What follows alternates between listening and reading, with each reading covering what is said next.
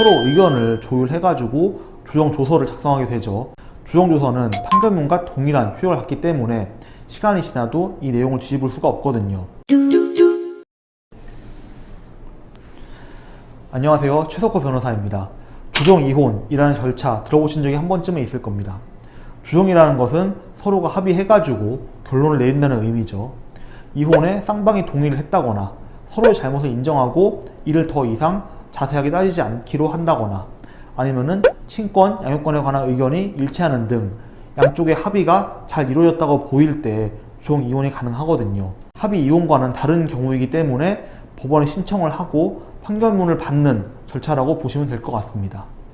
그래서 이혼 조정조서 작성을 할 때에는 그 작성을 하는 전략과 작성 방법 등을 제대로 숙지하는 게 큰 도움이 되겠죠. 오늘은 그 방법에 대해서 설명드려 볼 테니 끝까지 시청 부탁드리겠습니다. 우선 이러한 조정의 가장 좋은 점을 뽑자라고 한다면은 서로한테 유효한 법적인 문서로 남길 수 있다는 점이 될 겁니다.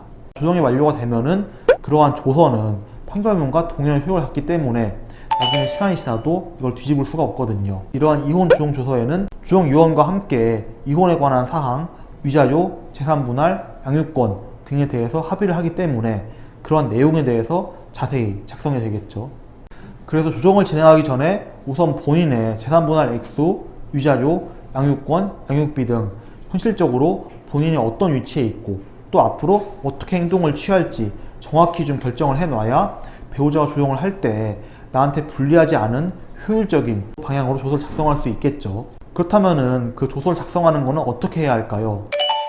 조정 시 재산분할 목록표에 대해서 확정을 하고 그 금액을 파악해가지고 재산을 분할하거든요. 그렇기 때문에 대외적으로 누구 거인지 알 수 있는 재산인 부동산, 자동차, 예금 채권, 현금성 자산, 보험금 등은 당연히 포함이 될 것이고요. 또 위자료나 재산 분할 같은 경우에는 그 지급 금액, 지급 시기에 대해서 기입을 하고 또 당장 지급할 수 없다라고 한다면은 나중에 또 어떻게 분할 납부를 할 것인지 이런 것도 상세하게 적어두시면 도움이 되겠죠. 경우에 따라서는 정해진 시기에 지급을 못하는 경우도 발생을 하기도 하죠. 그때는 지연손해금이라는 위자료를 따로 지급하게 되는데 만일 지급일을 어길 경우에는 지급일 다음 날부터 다 갚는 날까지 연 몇 %의 손해금을 가산한 금액을 지급한다 라고 정말 상세하게 기입해 주는 것도 도움이 되겠죠. 특히 부동산 같은 경우에는 소송 중에 매도를 했다거나 소송 시작 바로 전에 매도한 경우라고 한다면은 이때 매각대금을 재산분할 대상으로 삼고 세금을 다 공제하고 남은 금액을 재산분할 대상으로 보시면 되겠습니다.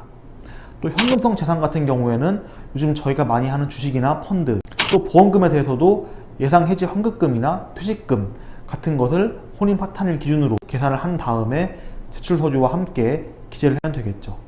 그리고 보험계약 명의자 변경이 필요한 경우가 분명 생기거든요.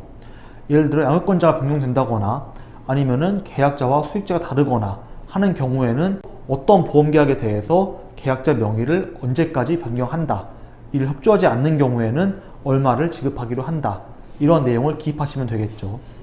금전 외에 양육권자를 누구로 지정할지, 양육비는 얼마로 할지, 연집교섭은 언제 할 것인지 이러한 사항도 자세하게 작성하시면 될 겁니다.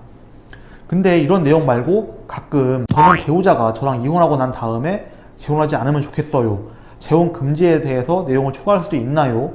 라고 물어보는 경우도 분명히 있어요.